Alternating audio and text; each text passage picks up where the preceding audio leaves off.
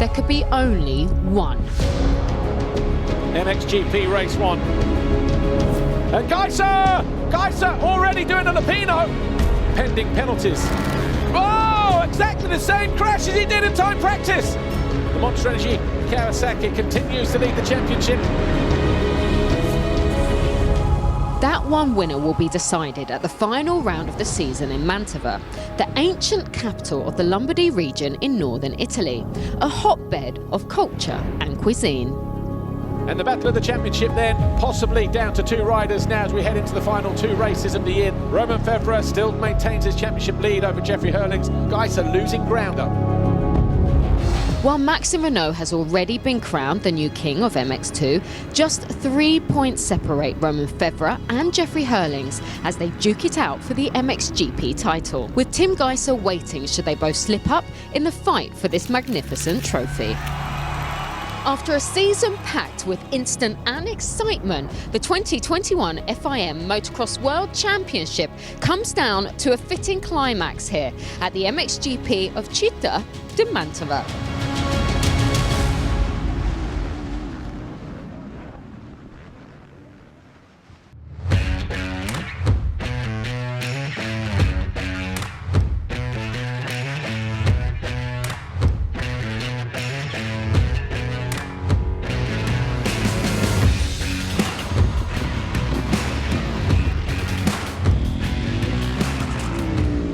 On board with Kevin Strijbos, Kevin van Venrooy, Yamaha Racing, into the very tight turn and down past pit lane. Now the racetrack here with just 1 day off between rounds has been difficult to change, but there has been one change just over on the left-hand side as we come back in the opposite direction. But more on that in a moment.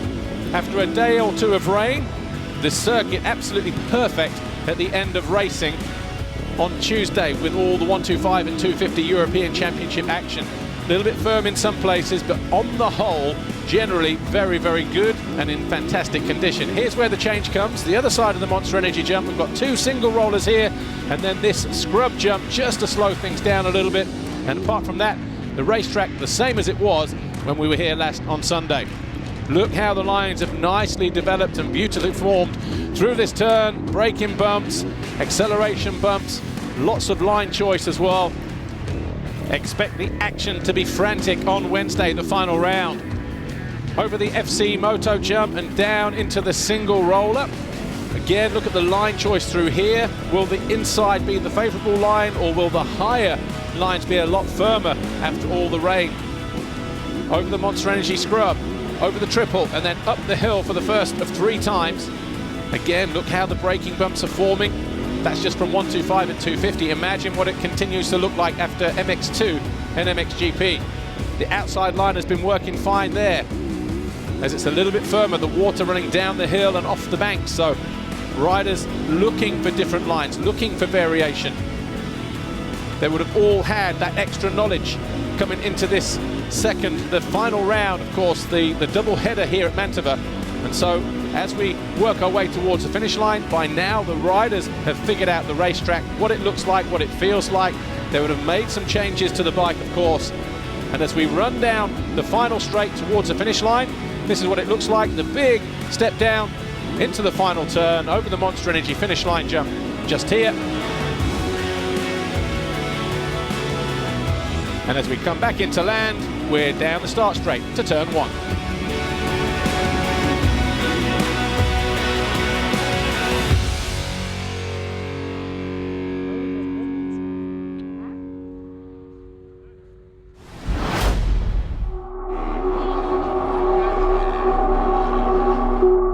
Last year I finished 3rd in the championship standing. I was expecting for more this year. I had really this goal in my mind to clinch that world title. The Yamaha of 959, Renaux may have just picked up that first Vauxhall shot. Italy was really a good GP for me because it was a bounce back from get out on track and get my first race win of the season, first GP win of the season. It was just really good for the confidence. It was really, really important for me. It was a really good moment also because getting my first red plate is always something nice. Strange feeling to get it with such a strange race and not a good race. I still take the red plate and I was still happy to have it on my bike. At that moment, honestly, inside my head, I was like, okay, now I get it and I will not give it back. Renaux on the Italian, this is for the lead, and he does, he's got that corner. I was really happy for Latvia because coming into that round I was not so confident as last year I had really tough round there. Goes 1-1 for the first time in his career. I was definitely not expecting to go 1-1 in that race. Amazing to win on a track that I don't appreciate so much. Now I appreciate a lot. It was amazing to go to my French GP, also knowing that we would have a real crowd there. I came on the track and had the GoPro lap. It felt already like amazing, goosebumps all over the place. I knew already that the next day it would have been something special. I think I've made the show. The crowd getting louder as Renaux gets closer to Jago Kiets. There were no championship, there were nothing in my head. I just wanted to pass and come back and make my country proud.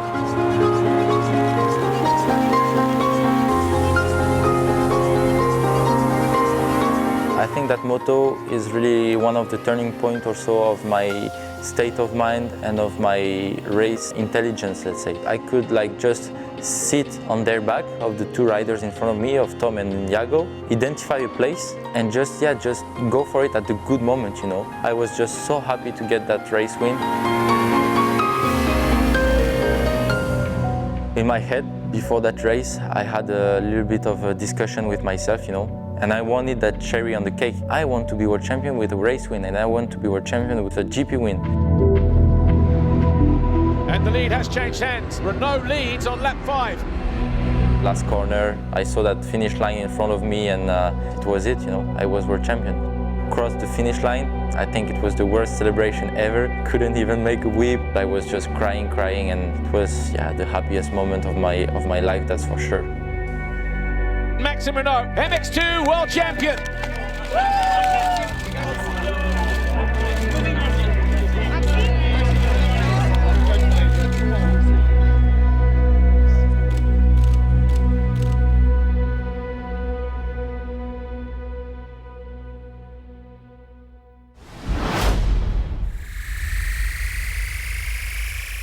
Atmosphere starting to build once again then ahead of MX2 Race 1 here. The final round of the FIM Motocross World Championship, the MXGP of Citta di Mantova.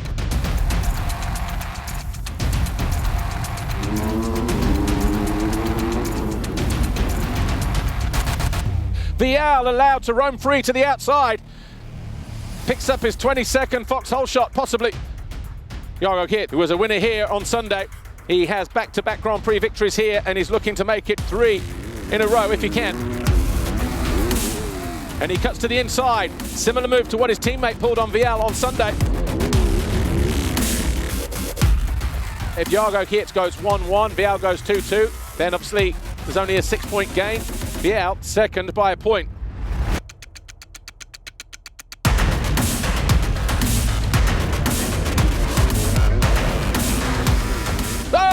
And pulls a 180. As we say that, Hoffer off the back and he takes out Guadagnini as well. It's all gone a bit horribly wrong down there. Renaux Hoffer out of third place. De Wolf now third.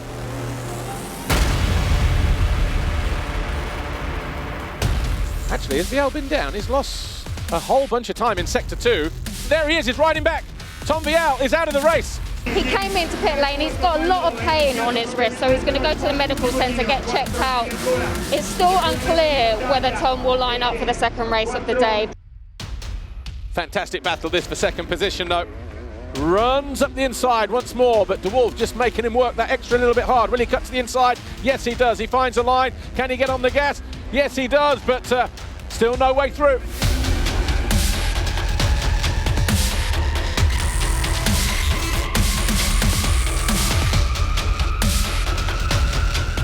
Number 93, Jago Kiets, Monster Energy Yamaha Factory MX2 will take his 5th race win of 2021. And he does it in fine style as well. Kai De Wolf making his way to the line now, and he crosses the line in second. Maxime Renaux third.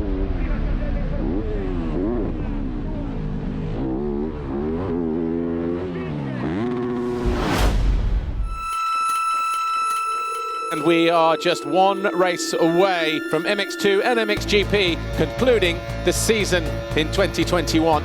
Tom Vial isn't behind the gate, then of course Jago Geerts is assured of second place.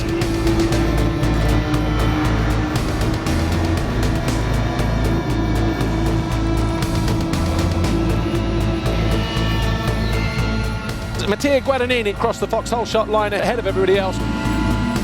Guadagnini who leads going into turn 2.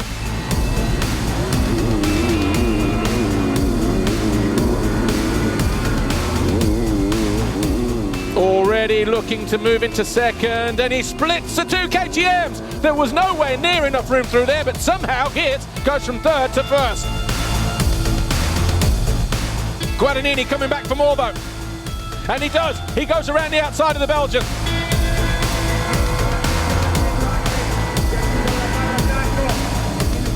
Renaux now up into third place, finding his way past the Austrian.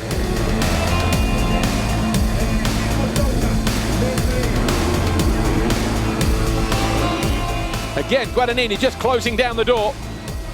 Doesn't want to go behind wheel to wheel. Oh, and he hits neutral. That allows Renaux to go through.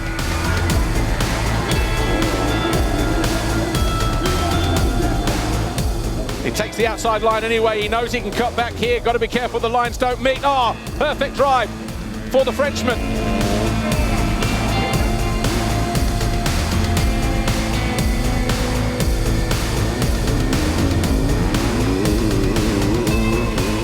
Brave move that from Geerts. He gets the job done though. He finds a pass.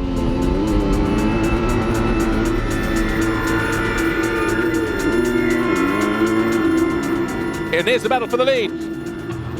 Oh, and Jago Geerts tips over. Just asked too much of the front end. The back end came around on him as well.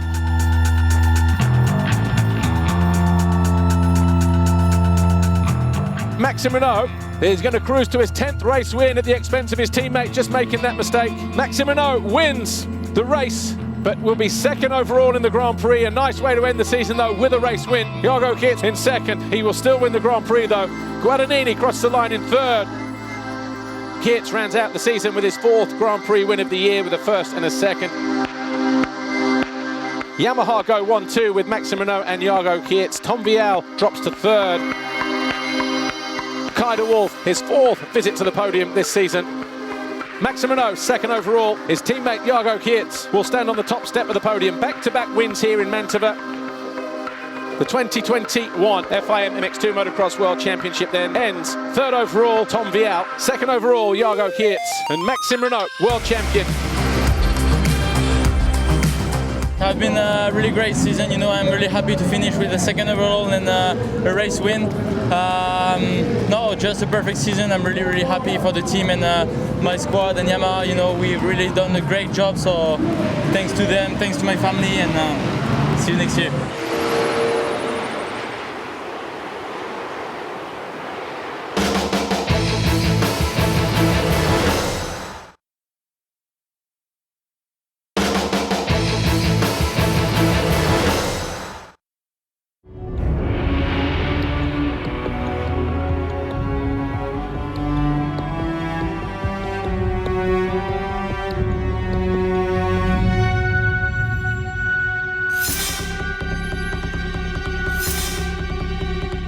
As we head into the final round, Tony Cairoli currently on 179 podiums, 94 of those as a winner. He has 182 race wins as well. Can he add to that impressive tally? These fans certainly hope so.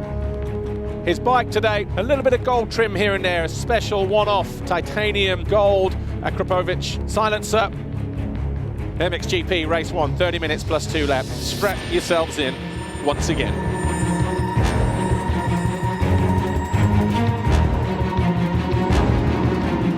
Jeffrey Herlings, who holds a tight line to get out of that first turn, and it's Prado who merges with the lead. Febvre second, Seaworth third, Herlings fourth, Cairoli in 5th place, alongside the number 84.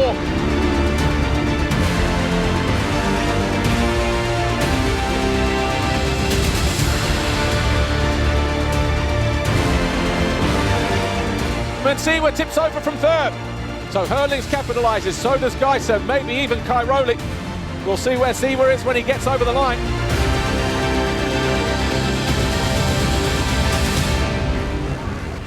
And Herlings down the inside. Takes over second from Febvre. Aggressive move that, it had to be.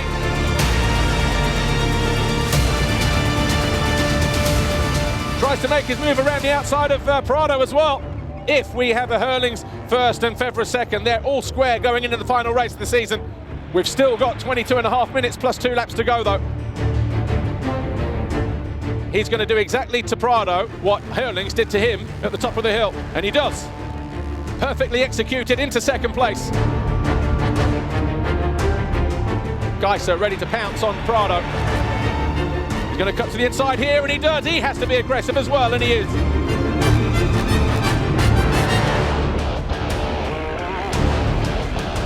Well, Cairoli coming back to the inside, and he does! They both go down!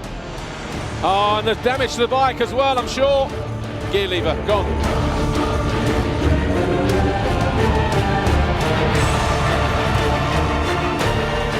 Not the fairy tale end for Tony Cairoli. Yeah, Tony Cairoli coming in. I wonder whether when Citta got on the gas to move his bike, I don't think he's got a gear lever, Cairoli. I think the toe piece off the gear lever got displaced, and that is it, and that's disappointment. He can't believe it, look.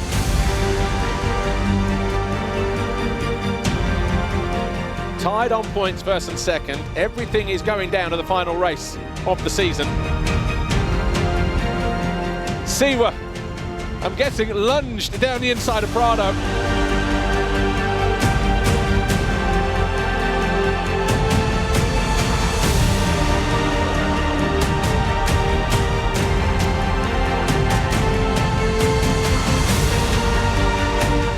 Jeffrey Herlings is going to cross the line, and he wins race 1 here. He ties everything up at the top of the championship. Febvre second, Geiser third. First motor was okay, start was average, but made my way to the front pretty quick, and then after 4 or 5 I started to get on pump.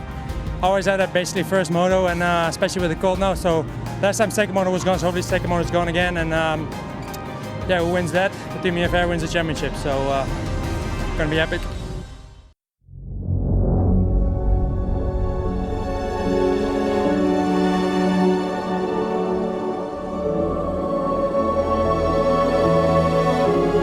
Coming into the final race then, Jeffrey Herlings, Romain Febvre, they are tied on points. Tony Cairoli, his final race as a professional racer for Red Bull KTM Factory Racing.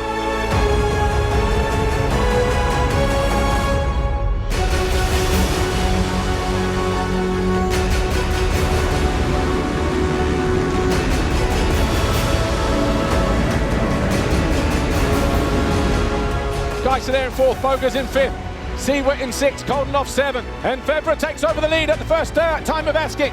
He knows he's got to be aggressive. He closes down the door on Prado. Prado looks over his shoulder, sees the orange flash right next to him, gives him all the room in the world in which to work, and he does. Geiser, decisive as well, past Prado. He moves into 3rd place, top of the hill. The pressure on these two is incredible. The way they're dealing with it, absolutely phenomenal. Herlings finds his way past. He wins the championship, and he parks Febvre to the outside. We've got a new leader on lap 2.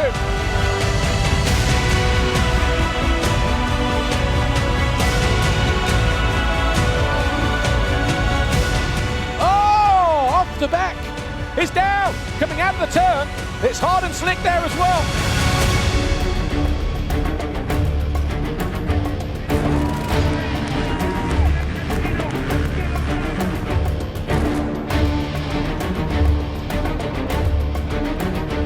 Jeffrey Herlings a lap away from taking his 5th world title.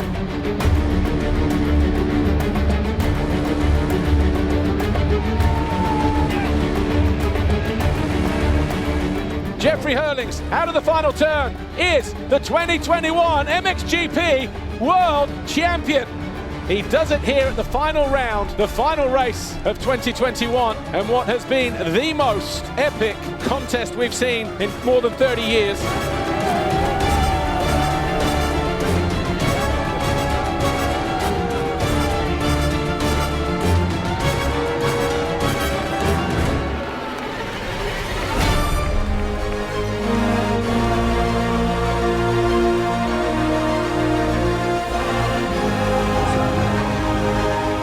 The overall classification, Jeffrey Herlings wins here in Mantova, the final round. Tim Geiser second, Romain Febvre third.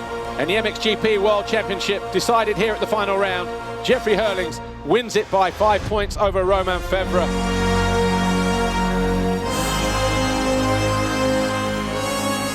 Ruben still can't believe it. That has been a stress and a toll I'm sure he never wants to go through ever again. Third overall, Romain Febvre. Tim Geiser, second overall. Jeffrey Herlings, Red Bull KTM Factory Racing, wins the final round. It's his 9th Grand Prix victory of the season, his 99th career win. A big day, big moment for the team as well. And the biggest roar from Dirk Grubel.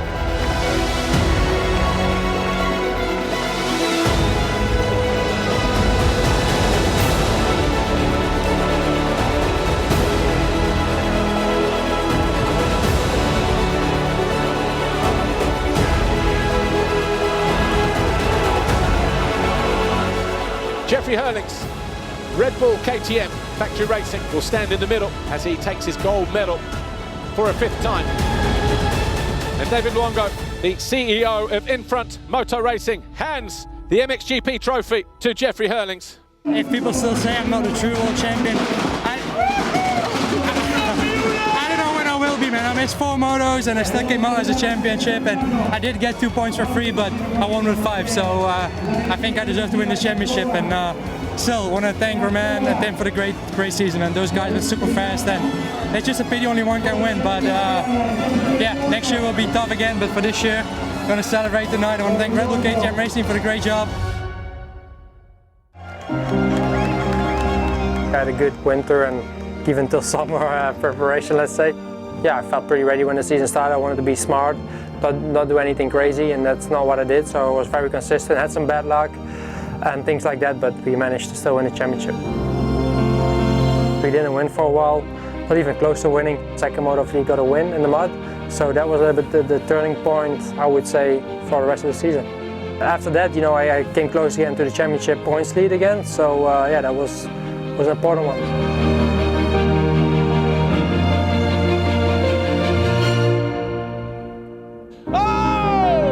Herlings just shrugged it off. My start device didn't pop out, so going up the hill, you know, I didn't jump as far. The guy behind me, he landed on my back, and with that I broke my shoulder blade. I managed to still win that moto due to I had a lot of pain. I'm happy I didn't pull off and didn't pull out of that moto, because without that I wouldn't have won the championship. To me, it felt like over. Then I did a little bit the unpredictable thing and something what was not really normal, to start racing again less than 2 weeks after it happened, and the bone was definitely not healed yet. We decided on Saturday midday to give it a go. We tried riding the bike in the morning, it was really painful, but I thought, yeah, we need every single point we can get. Jeffrey Herlings, the bullet, is back this weekend. And Herlings dancing around the outside of Jonas as he goes after Febvre, jumps long. What shoulder injury? I'm pretty decent on the sand. I have a little advantage, but yeah, I didn't expect to go winning. We didn't need that crash, but we got it happening to us. The whole pack passed me, and I think we had a full gate on almost. Yeah, made life hard for myself. The track was so bumpy and so rough because of the rain we had, and it was just super, super rough. And I just couldn't hold the bike anymore, so I just had to settle for 5th. We had a great battle, me and Jorge. It's just what happened there shouldn't have not been happened. I don't blame anyone. Jorge really didn't meant to take us both out. It was just a racing incident, and things like that may happen at times. Unfortunately, he couldn't line up for second moto. I did get an impact on my knee, so second moto was a bit struggling due to some pain on there. I was just looking at the long run, and I knew it didn't really matter at that point. He was having a red plate. Romain got his red plate that day. Tony did give me 2 points as a favor. He waited last lap. It was not a team decision or anything. It was just, he did it all by himself. So shows again what kind of a great sportsman he is. That lining up for second moto was whoever was in front, you know, me or Romain, he would win the championship. The pressure was on, but we did what we had to do, and we delivered. To go 1-1 and to see the whole team there was really nice. The most dramatic season of the MXGP era is finally over. 3 riders came into the final race with a chance of glory, but in the end, it was Jeffrey Herlings that clinched his 5th world title in style here in Mantova. But it's also an end of an era. After 9 world titles and an emotional Nations win earlier this year, Antonio Cairoli has finally hung up his helmet, and with that, the number 222 also goes into retirement.